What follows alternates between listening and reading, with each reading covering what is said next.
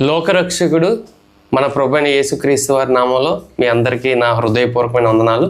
మరి కొద్దిసేపు దేవుని వాక్యాన్ని ధ్యానిద్దామండి. దేవుని మాటలు చాలా శక్తి గలవి.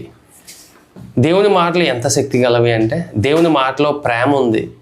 దేవుని మాటలో మరి సర్వశక్తి ఉందండి. దేవుని మాట ప్రకారం ఈ విశ్వాన్ని, ఈ సృష్టిని, భూమి, ఆకాశము, సముద్రం అందరి సమస్తమును దేవుడు సృష్టించారు అంటే దేవుడు చాలా గొప్పవారు.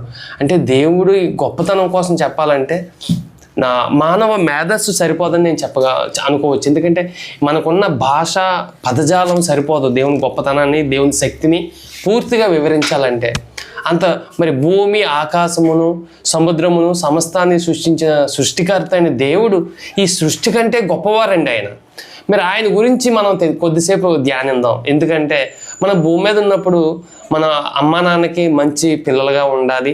అమ్మ దగ్గర మరి అలాగే నాన్న దగ్గర మంచి కుమారుడుగా, కుమార్తెగా మనం ఉండాలి. మంచి పేరు తెచ్చుకోవాలనుకుంటాం. అలాగే ఒక కంపెనీలో పనిచేస్తున్న వారు ఆ కంపెనీ మేనేజర్ దగ్గర మంచి పేరు తెచ్చుకోవాలనుకుంటారు. మంచి ఎంప్లాయీగా ప్రమోషన్స్ రావాలి, అవన్నీ జరగాలంటే మంచి పేరు తెచ్చుకోవాలి, నమ్మకంగా ఉండాలని కోరుకుంటారు. గుడ్, మంచిదండి. అయితే మనం మంచివారం అని పేరు తెచ్చుకోవాలి అంటే నిజంగా ఇష్టమైన వారిగా మనం ఉండాలంటే వారికి నచ్చినట్టు ఉండాలి. అయితే ప్రియమైన దేవుని పిల్లలారా, ప్రియమైన సహోదరి సహోదరులారా, మరి దేవునికి ఇష్టమైన వారుగా మనం ఉండాలంటే ఏం చేయాలండి?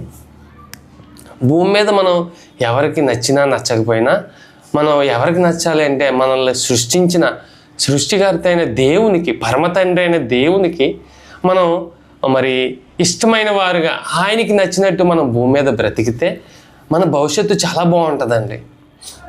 ఎంత బాగుంటుందంటే మనుషులందరూ మనల్ని ఎవరు మనకు సహాయం చేయకపోయినా పర్వాలేదు, కానీ దేవుడు మనకు సహాయం చేస్తే చాలా అద్భుతంగా ఉంటుంది అది. అయితే మరి దేవునికి మనం నచ్చాలంటే, దేవునికి ఇష్టమైన కుమారుడిగా, కుమార్తెగా మనం నచ్చాలంటే మనం మరి ఏం చేయాలి? మనం కొద్దిసేపు మనం ఆలోచిద్దామండి.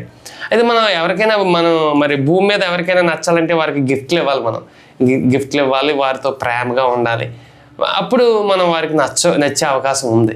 మరి దేవునికి నచ్చాలంటే దేవునికి ఏమైనా గిఫ్ట్లు ఇవ్వగలం మనం?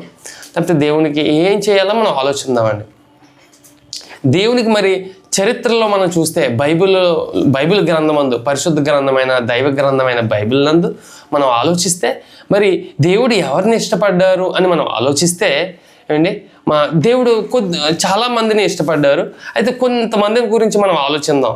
వారిలా మనం బ్రతికితే మనల్ని కూడా దేవుడు ఇష్టపడతారు అని మనకి అర్థమవుతుంది. అయితే మరి బైబిల్ గ్రంథంలో అపోస్తుల కార్యంలో మరి 13వ అధ్యాయం చూద్దామండి.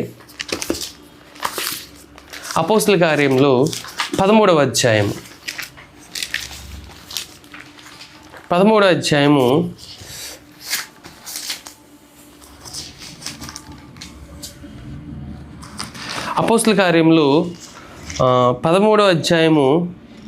22వ వచనం. తరువాత అతనిని తొలగించి దావీదును వారికి రాజుగా ఏర్పరచెను. మరియు ఆయన, నేను యెష్షై కుమారుడైన దావీదును కనుగొంటిని. అతడు నా ఇష్టానుసారుడైన మనుష్యుడు, అతడు నా ఉద్దేశములన్నీ నెరవేర్చునని చెప్పి అతని గురించి సాక్ష్యం ఇచ్చాను. నిజంగా ఒక మనిషి గురించి, ఒక రాజు గురించి సాక్షాత్తు సృష్టికర్త అయిన దేవుడే మరి సాక్ష్యం ఇస్తున్నారండి. నిజంగా ఎంత వండర్ఫుల్ టెస్టిమనీ అండి.